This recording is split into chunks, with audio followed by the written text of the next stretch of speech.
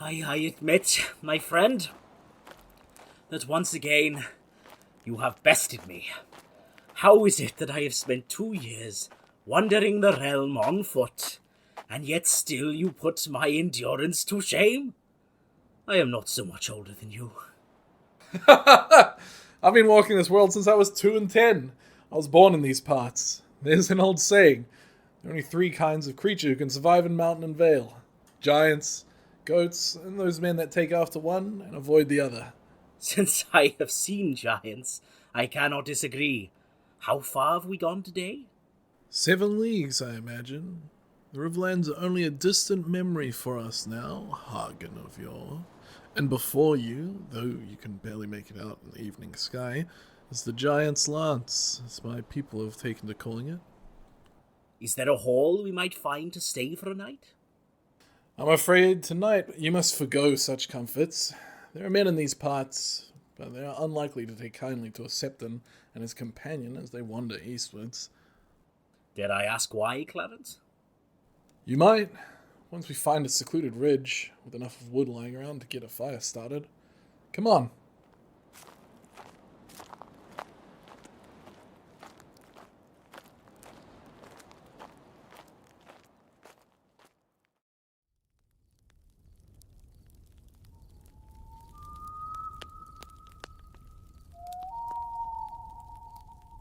I haven't felt like this since Master Ethelmund took me to visit the mountain clans at the far north.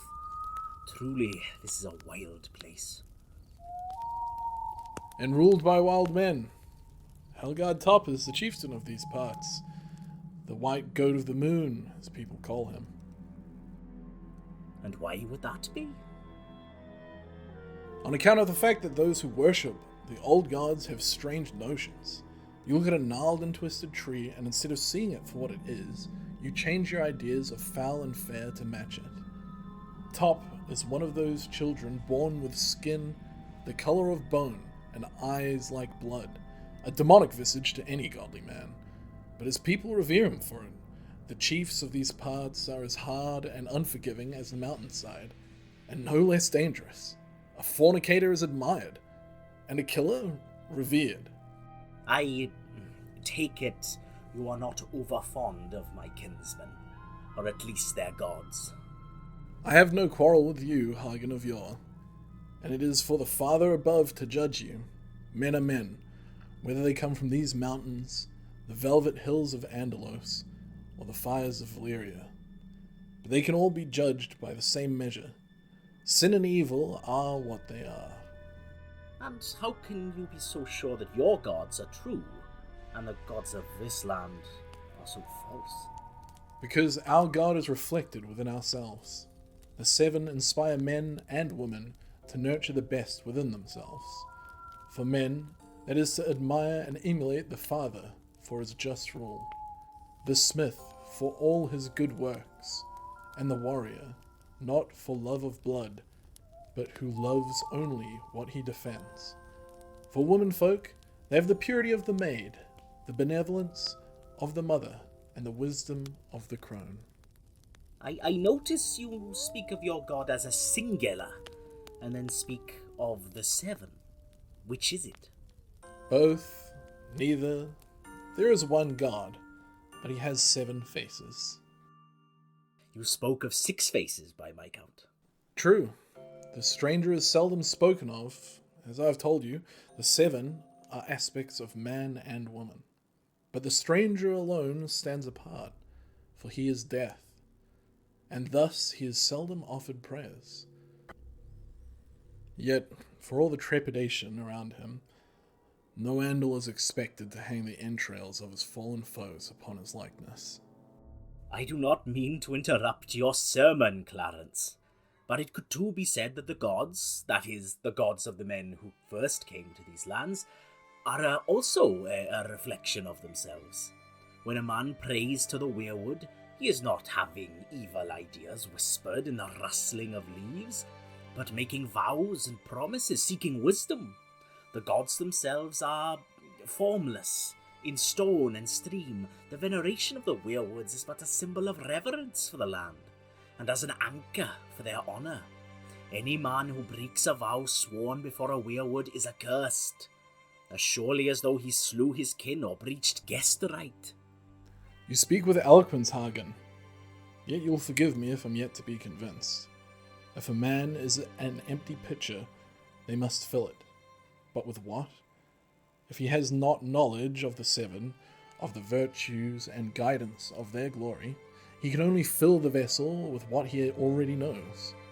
All his evil and the weakness of the flesh. Vengeance. Lust. Avarice. Envy. All of these. You speak then of mastering the self. That is not so different from a career master's calling, to put aside the desires of most men to serve a higher calling. This is the heart of what it means to serve the faith, and to guide others to remain in the light of the seven.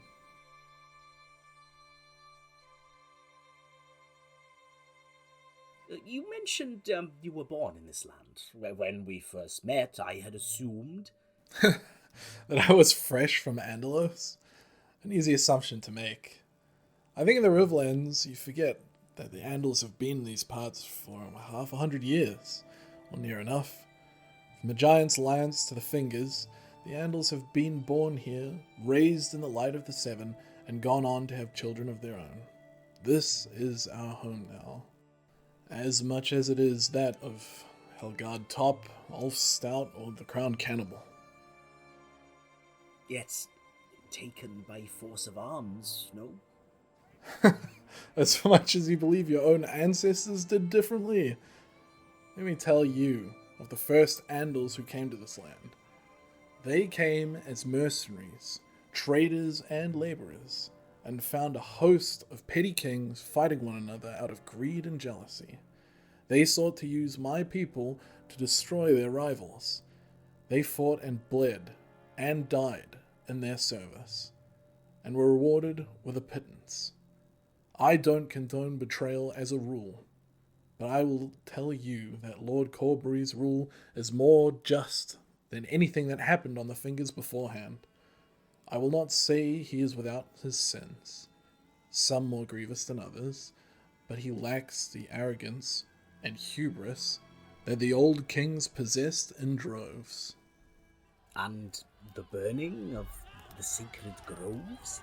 If you found a tree that bleeds from eyes and mouth, fed and decorated with the flesh of your own fellow man, can you truly tell me, Hagen of yore, that you would not wish to cleanse it from the earth?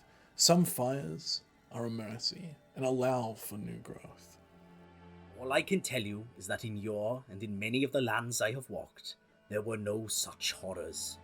Perhaps when the Andals began their fight they had cause, but now it seems a great wave is washing over the land, and many fear they shall be drowned in blood. It is not we you need fear on that count. Across the sea, beyond the velvet hills of Andalos, a great darkness grows, an all-consuming evil that aims to swallow the world and everything in it. Those people threaten our very existence with their beasts, sorcery, and desire to conquer. Your kin may see mine as ruthless and foreign, but believe me when I say there are far worse things in the East. Is that the true reason for the coming of the Andals, then? You seek an escape? That, and the providence of the gods. You asked me before why I can be so sure in the seven, Hagen. But in truth, they have charted our future from the beginning. Our coming to this land was foretold to Hugo of the Hill, the first king of the Andals and Andalos. Great kingdoms in a foreign land. Why else would that be in our traditions, unless our gods, when they walked amongst us in Andalos, foresaw our present need? I had not realized the reasons were so involved. I believe this age of strife will not last, and we will all be better for it. It will simply take time.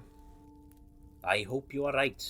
It is not my place to judge. The trust of my order is to gather knowledge and to remember. I wondered about that. We have seldom seen these grey wizards, as the first men call them. Superstition is woven around them like a cloak. To some, you're as much gods as those trees, wandering sorcerers with great and terrible powers. Superstition only, Clarence. We seek knowledge, understanding, and we travel the land to find it, and where needed, bestow it. We are not gods, but in the past we have been advisors, healers, scalds, and storytellers. Then I believe we are long-lost cousins, of a kind. The Septons, too, are the guides of the Andals. We write the histories, preserve the knowledge, and train the faithful. Right. Yes, I had heard of this. You have your own runes, it is said, but on sheepskin and thinned bark rather than stones. Wait, you do not mean that your order, as you call it, has not embraced the written word?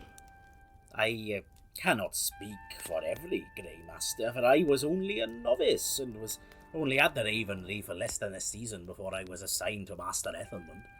Perhaps the other mysteries use your written word, but in the field of the histories, we still rely on the old methods, the living memory. That seems short-sighted. Men die, and their experiences with them.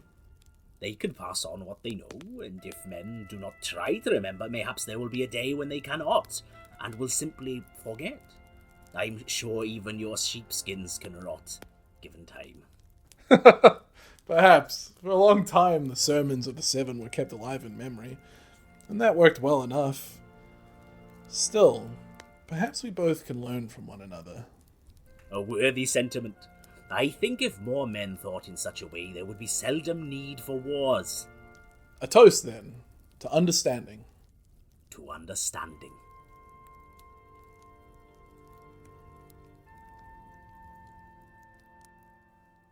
On the subject of understanding, I was hoping you could tell me more about the rulers of these lands.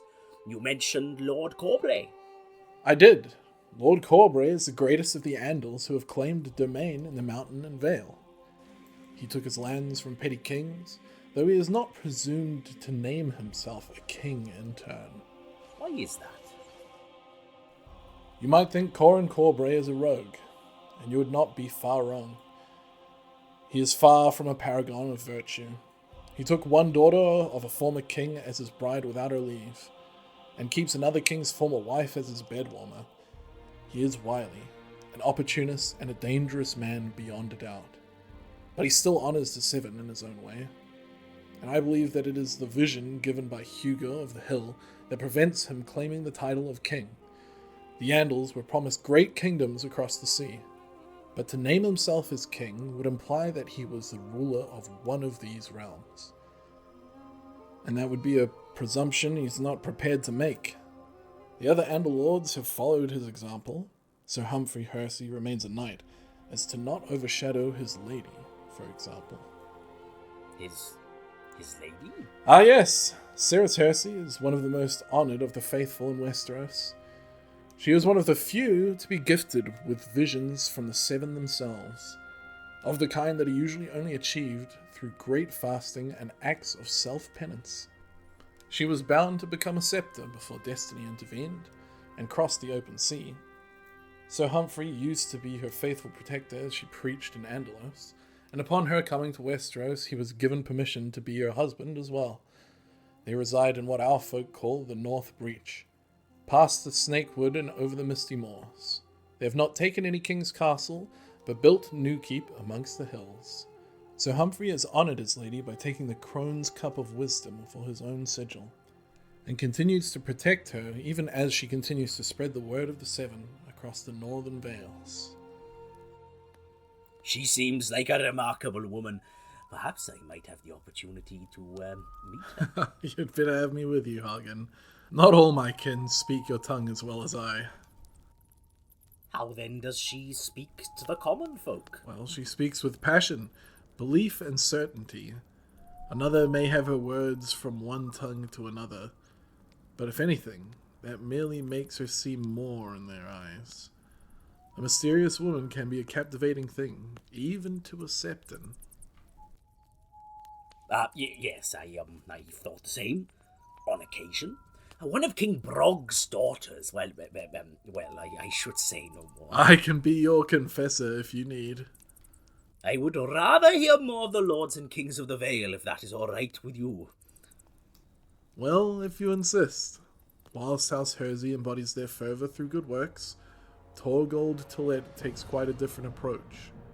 He and his followers go into battle armoured only in their faith, and are in the vanguard of every battle against the First Men. King Hrolf Coldwater of the First Men has nurtured a special hatred for him. Coldwater? Sounds like an old name. It would not surprise me. He remains a stubborn thorn in the side of Lord Corbray and his knights, and those that have attempted to root him out of his mountains have become vulgar sacrifices to his trees. Is it all war throughout these lands? Are Andals and First Men, as you call us, only in conflict? In my homeland and in the Riverlands, there are places where Andals and native kings have found accord, even friendship. In Gulltown, the largest settlement in the Vale, there is a king by the name of Osgood. Osgood Shet. Unlike his neighbours, who have given the Andals no reason for kindness, King Osgood has welcomed Andals into his town and into his service. He has even exchanged marriages with Sir Gerald Grafton, the leader of a company of adventurers, and has personally accepted the worship of the Seven. Unlike his belligerent rivals, he does not love the war it seems he was born into, and seeks the means to make peace. He has many prayers, and my admiration. I see. And who are these neighbours, these rivals that you speak of? There are many, but one name stands tall among them all. Yorwick Royce, the Bronze King. His father was slain by Shet's grandsire, something like that, and now he makes it his personal mission to persecute his vengeance. He hates his own almost as much as he despises we Andals. A group once came to him to offer service, and Royce, inflamed apparently by the rise of Lord Corbray, fell upon them with utter savagery, sacrificing their mutilated bodies to his gods and hanging their heads from his walls of his grim castle runestone as a warning to any who oppose him. He is as old and gnarled as he is fearful, and many of the old race in the Vale look to him for their own actions. It does not surprise me that Witchcraft has grown up in the shadow of his cruelty. Witchcraft, you say? Oh yes, out on Witch Isle. For even your kin do not fail to see that cursed place for what it is. They are said to be ruled by a vile woman, a creature who is said to mate with monsters, arrange terrible rituals in order to weave wicked spells. One day her evil must be cleansed. May the warrior give us courage. Her evil and that of the other island devils. Are there other witch isles in these parts, as you call them? A few, yes. Some are of small account, like the Upcliff woman. Mutes and magicians clinging to rocks and singing to the demons of the deep. But the greatest of these is the self-proclaimed queen, Jorenna Burrell, the Crab Woman. She is naught but the queen of pirates who raids and plunders ships and towns with little to no remorse. No vessel is safe on the waters from her servants. They worship no gods at all. As far as I can tell, only the sea and the sky. And they believe the raging storm is an ecstasy, and like to mate while thunder roars and the rain falls around them. Women are wanton, and often rule in place of men. They are an utterly lost people, and corrupt to the core. Those isles are known as the Three Sisters in the north. They have long raided up the White Knife until John Stark raised a new castle at its mouth. Aslak Greystark now guards against Egon Bentbeak and his pirate fleet. The easternmost land in the north remains in their hold, however, and they've named it after their famed Lord Captain, the Beak. A foul man, no doubt, but in the end, I believe that the servants of the Star shall prevail, and peace and justice will come to these lands. In the Riverlands as well, it is as though all men are holding their breath, waiting for a great storm to break and war to spread like wildfire. Is it the same here, or is there hope for peace? Peace is always desirable, but there is too much sin and pride here. The kings of Mountain and Vale were lost, squabbling like gulls until they destroyed themselves through their greed. What has begun now will not end until the sickness has run its course, and new kings come forward to make themselves known, chosen by the Seven themselves, mayhaps. Do you have anyone in mind? There are many valiant men in the Vale, knights and lordly men who love the Seven, whilst those that resist will no doubt rally around Top and Royce and Coldwater. I believe that others will find a similar champion, and then a just peace in a promised land, as was foretold. And now we should rest. There is a long way yet to go.